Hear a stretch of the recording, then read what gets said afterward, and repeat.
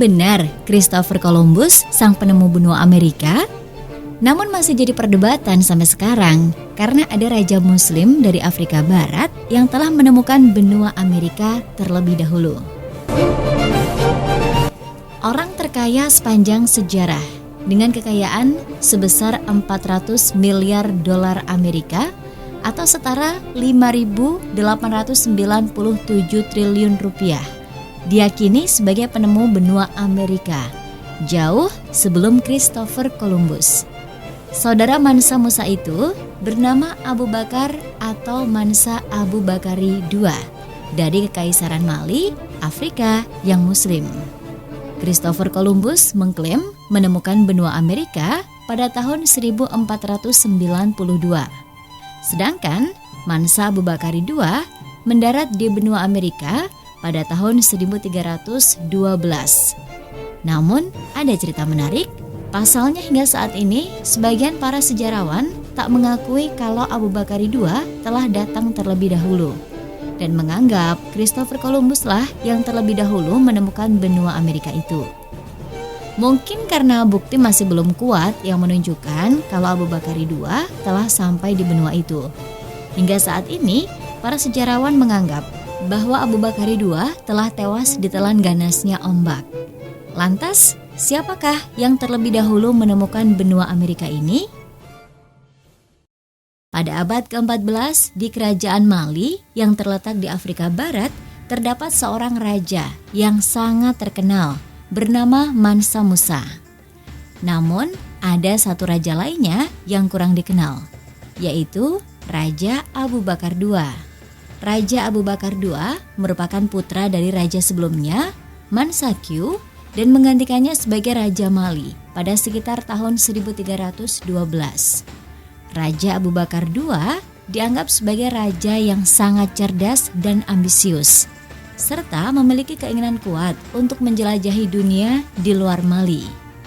Gasso Diawara dalam bukunya berjudul The Saga of Abu Bakar II menjelaskan bahwa sejumlah peneliti mengumpulkan bukti tentang pendaratan Abu Bakar II di pantai Brasil yang saat ini dikenal dengan Pantai Recife.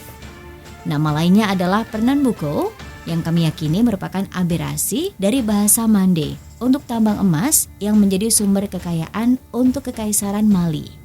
Jelas Timoko Konate dalam buku tersebut.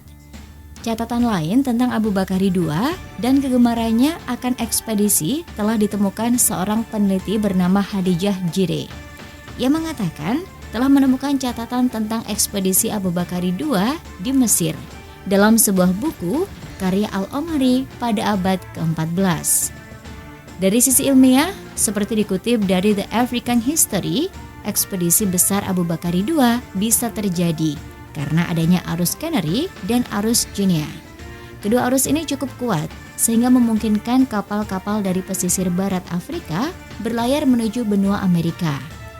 Tidak hanya itu, ahli sejarah dan bahasa Leigh Weinner dari Universitas Harvard dalam bukunya yang berjudul Africa and the Discovery of America mencantumkan kutipan yang menarik. Weinner menuliskan bahwa Columbus dalam jurnalnya menulis pernyataan penduduk asli Amerika tentang keberadaan orang kulit hitam. Orang kulit hitam datang dari Tenggara dengan banyak kapal. Mereka berdagang menggunakan tombak yang ujungnya dari emas. Tulis Columbus yang kemudian dikutip Leigh Weinner dalam bukunya Africa and the Discovery of America. Analisis kimia ujung tombak menemukan bahwa emas kemungkinan besar berasal dari Afrika Barat. Columbus dan putranya juga menemukan bahwa penduduk asli Amerika menggunakan sapu tangan seperti yang digunakan di Afrika Barat. Pelaut Eropa itu juga menyebutkan bahwa suku asli Amerika mengenakan kain yang mirip dengan Muslim Moor Spanyol. Memang tak ada yang pernah tahu nasib armada Mansa Abu Bakari II. Namun, tanda-tanda menegaskan bahwa Muslim Afrika adalah yang pertama mencapai Amerika dan bukan pelaut Eropa. Buku mengenai orang-orang Afrika, yakni Abu Bakari II yang tiba lebih dulu daripada Christopher Columbus, juga pernah ditulis oleh Ivan van Sertima. Dia menulis buku berjudul They Came Before Columbus yang diterbitkan pada 1976.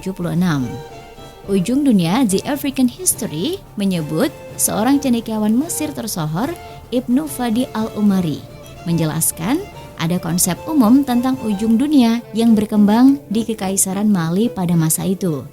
Dipercaya ujung dunia berada di sisi lain Atlantik. Namun Abu Bakari II meragukan konsep itu.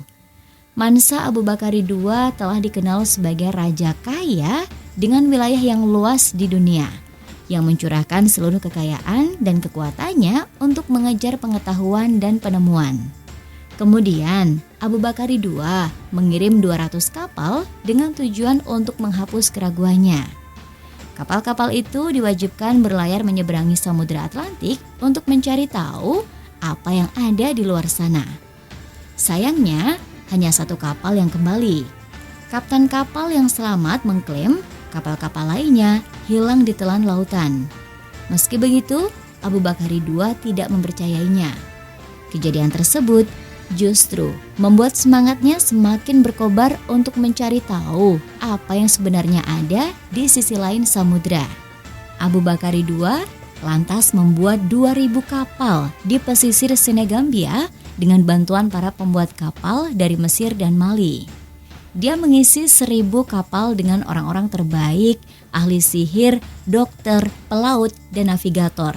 Sementara 1.000 kapal lainnya memuat bahan pangan dan obat-obatan. Hal ini dilakukan untuk bertahan hidup selama 2 tahun. Sebelum memulai ekspedisinya di tahun 1311, Abu Bakari II menyerahkan tahtanya kepada Mansa Musa. Sang kaisar menyerahkan kekuasaan dan kekayaan untuk mengejar pengetahuan dan melakukan ekspedisi. Tulis Saudi Awara dalam bukunya, seperti dikutip BBC. Mali di Amerika, nasib ekspedisi Mansa Abu Bakari ini tidak diketahui nasibnya. Namun ada bukti kedatangan mereka di Amerika. Ada banyak situs arkeologi di Amerika Utara dan Amerika Selatan yang membuktikan keberadaan Mali itu.